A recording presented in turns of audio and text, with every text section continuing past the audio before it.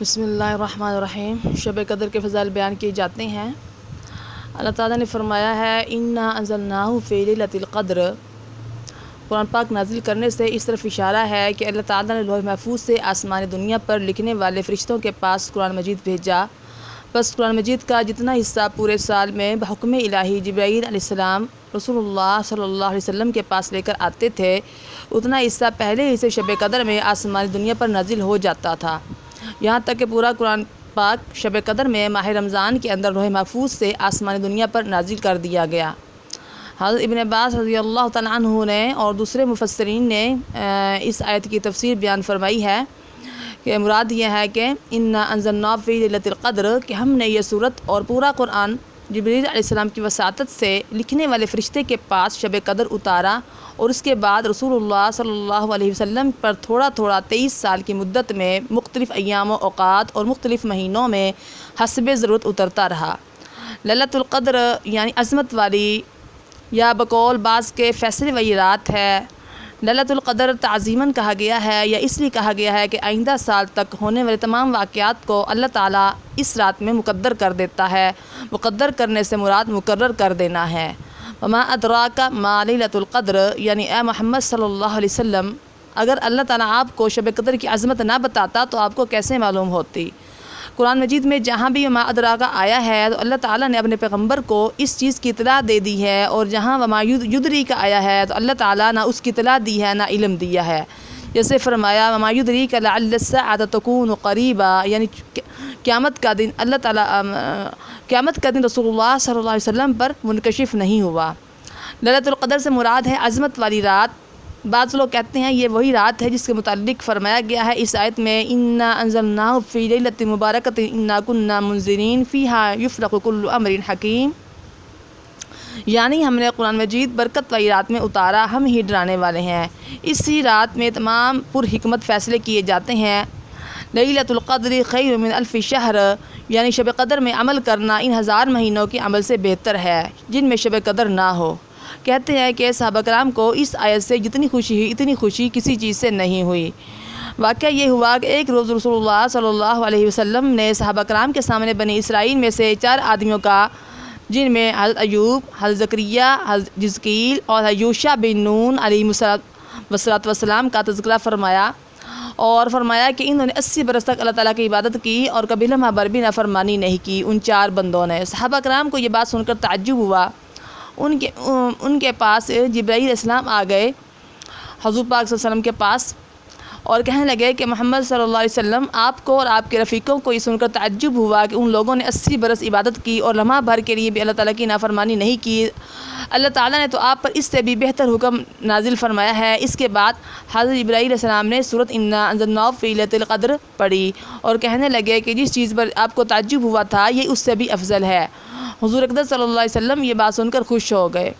یحییٰ بن نجی کا قول ہے کہ بنی اسرائیل میں ایک شخص تھا جو 1000 مہینوں تک اللہ تعالیٰ کی خوشنودی حاصل کرنے کے لیے ہتھیار بند رہا کرتا تھا، یعنی کہ جہاد کرتا تھا، کبھی اس نے ہتھیار نہیں کھولے۔ حضور اقدس صلی اللہ علیہ وسلم نے صحابہ کرام کے سامنے اس کا تذکرہ کیا، صحابہ کرام کو تعجب ہوا۔ اس پر اللہ تعالیٰ نے آیت لیلۃ القدر خیر من الف شہر نازل فرمائی۔ مطلب یہ ہے کہ اس شخص کے 1000 مہینوں سے تمہارے لیے ایک شب قدر افضل ہے۔ پس لوگوں نے اس مجاہد کا نام شمعون ذکر کیا ہے جو مشہور عابد تھا، کسی نے شمسون بھی کہا ہے۔ تنزل الملائکۃ کا معنی ہے یعنی شب قدر میں غروب آفتاب سے طلوع فجر تک فرشتے اترتے رہتے ہیں، والروح کا معنی ہے جبرائیل علیہ السلام۔ اور ضحاک نے ابن عباس سے قول نقل کیا ہے کہ روح کی صورت ایک قوی الجثہ انسان کی ایسی ہے۔ اسی کے متعلق اللہ تعالیٰ نے فرمایا ہے وَيَسْأَلُونَكَ عَنِ الرُّوحِ، واقعتاً میں روح وہ فرشتہ ہے جو قیامت کے دن ملائکہ کے ساتھ ہوگا۔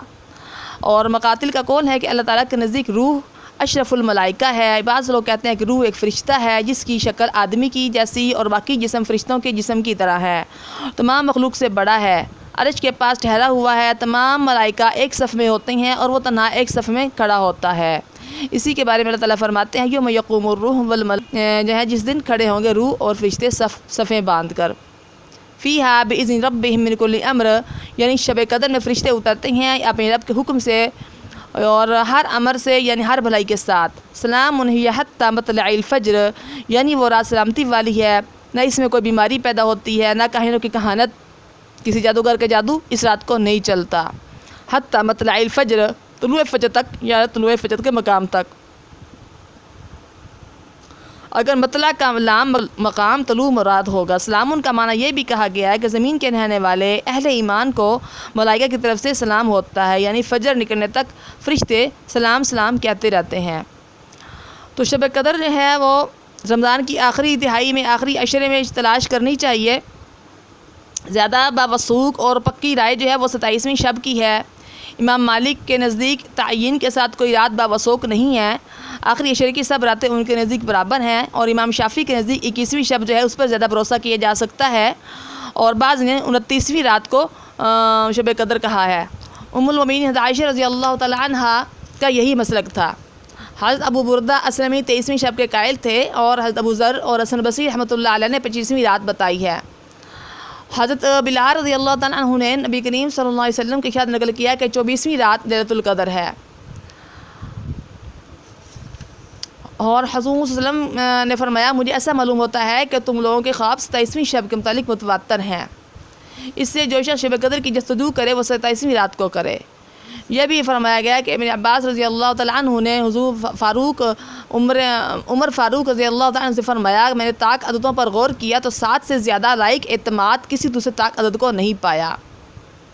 پھر فرمایا آسمان بھی 7 ہیں، زمینیں 7 ہیں، راتیں 7 ہیں، افلاک یعنی کہ سیارے 7 ہیں، سمندر 7 ہیں، صفا اور مروہ کے درمیان دوڑنا 7 بار ہے، کعبے کا طواف 7 بار ہے، حج میں کنکریاں مارنا 7 بار ہے، انسان کی بنیادی تخلیق جو ہے وہ 7 اعضاء سے ہے، اور انسان کے یعنی 2 کان، 2 آنکھیں، 2 ناک کے سوراخ، 1 منہ۔ قرآن مجید میں حامیم سے شروع ہونے والی صورتیں بھی 7 ہیں، اور سورۃ الحمد کی آیات بھی 7 ہیں، اور قرآن پاک پڑھنے کے لہجے 7 ہیں، اور سجدہ بھی 7 اعضاء سے ہوتا ہے۔ جہنم کے 7 دروازے ہیں، اور جہنم کے نام بھی 7 ہیں، اور جہنم کے درجے بھی 7 ہیں۔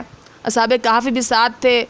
7 دن کی مسلسل آندھی سے قوم عاد ہلاک کر دی گئی تھی۔ حضرت یوسف علیہ السلام جیل خانے میں 7 سال رہے۔ بادشاہ نے خواب میں جو گائیں دیکھی تھیں وہ بھی 7 تھیں۔ قحط کے بھی 7 برس تھے، اور ارزانی کے بھی 7 برس تھے۔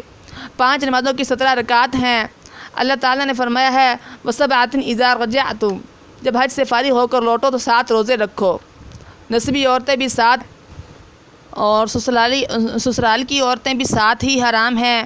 کتا کسی برتن میں منہ ڈالے تو اس برتن کو پاک کرنے کا حکم بھی 7 بار ہی